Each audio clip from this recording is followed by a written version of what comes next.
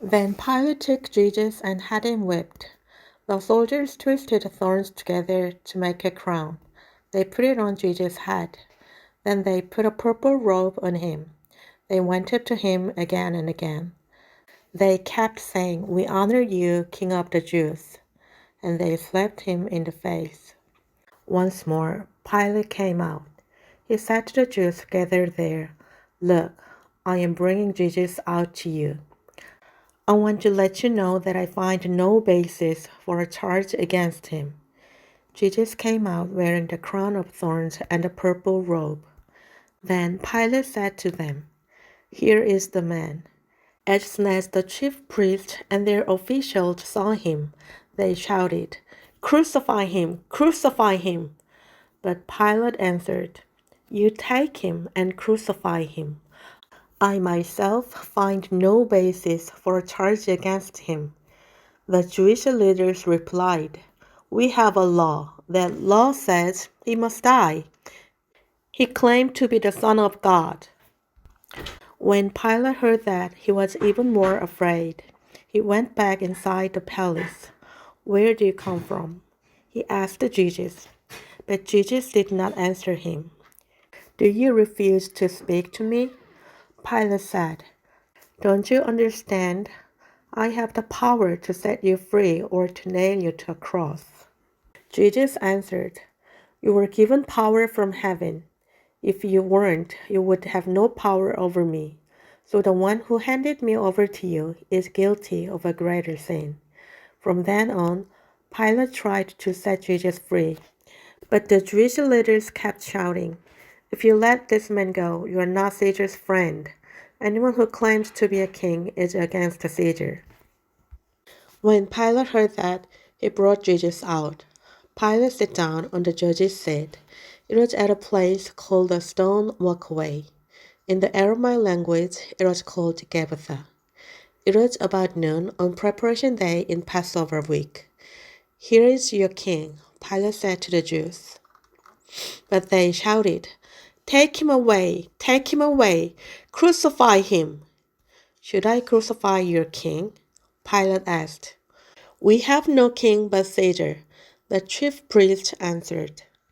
Finally, Pilate handed Jesus over to them to be nailed to a cross.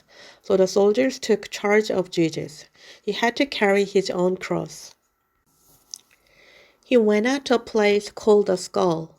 In the Aramaic language, it was called Golgotha. There they nailed Jesus to the cross. Two other men were crucified with him. One was on each side of him. Jesus was in the middle. Pilate had a notice prepared. It was fastened to the cross. It read, "Jesus of Nazareth, the King of the Jews." Many of the Jews read the sign. That's because the place where Jesus was crucified was near the city, and the sign was written in the Aramaic, Latin, and Greek languages. The chief priests of the Jews argued with Pilate. They said, "Do not write the King of the Jews. Write that this man claimed to be King of the Jews." Pilate answered, "I have written what I have written." When the soldiers crucified Jesus, they took his clothes. They divided them into 4 parts. Each soldier got 1 part. All that was left was Jesus' long inner robe. It did not have any seams. It was made out of one piece of cloth from top to bottom. "Let's not tear it," they said to one another. "Let's cast lots to see who will get it." This happened so that scripture would come true.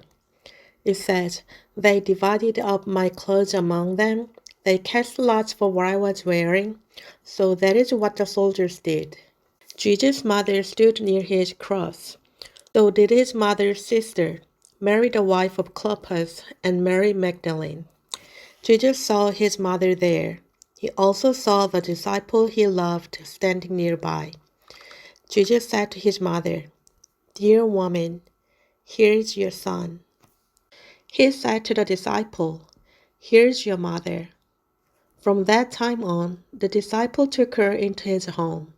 Later, Jesus knew that everything had now been finished. He also knew that what Scripture said must come true. So he said, I am thirsty. A jar of wine vinegar was there, so they soaked a sponge in it. They put the sponge on the stem of a hyssop plant. Then they lifted it up to Jesus' lips. After Jesus drank, he said, It is finished.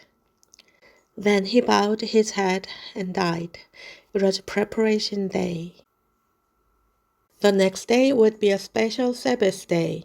The Jewish leaders did not want the bodies left on the crosses during the Sabbath day. So they asked Pilate to have the legs broken and the bodies taken down. The soldiers came and broke the legs of the first man who had been crucified with Jesus. Then they broke the legs of the other men. But when they came to Jesus, they saw that he was already dead, so they did not break his legs. Instead, one of the soldiers struck his spear into Jesus' side. Right away, blood and water flowed out. The man who saw it has been a witness about it. And what it has said is true. He knows that he tells the truth. He's a witness so that you also may believe. These things happened in order that scripture would come true. It says, not one of his bones will be broken. Scripture also says, they will look to the one they have pierced. Later Joseph asked Pilate for Jesus' body. Joseph was from the town of Arimathea. He was a follower of Jesus, but he followed Jesus secretly because he was afraid of the Jewish leaders. After Pilate gave him permission, Joseph came and took the body away. Nicodemus went with Joseph. He was the man who had earlier visited Jesus at night. Nicodemus brought some mixed spices that weighed about 75 pounds. The two men took Jesus' body. They wrapped it in strips of linen cloth along with the spices. That is the way the Jews buried people. At the place where Jesus was crucified, there was a garden. A new tomb was there. No one had ever been put in it before. That day was the Jewish preparation day, and the tomb was nearby. So they placed Jesus there.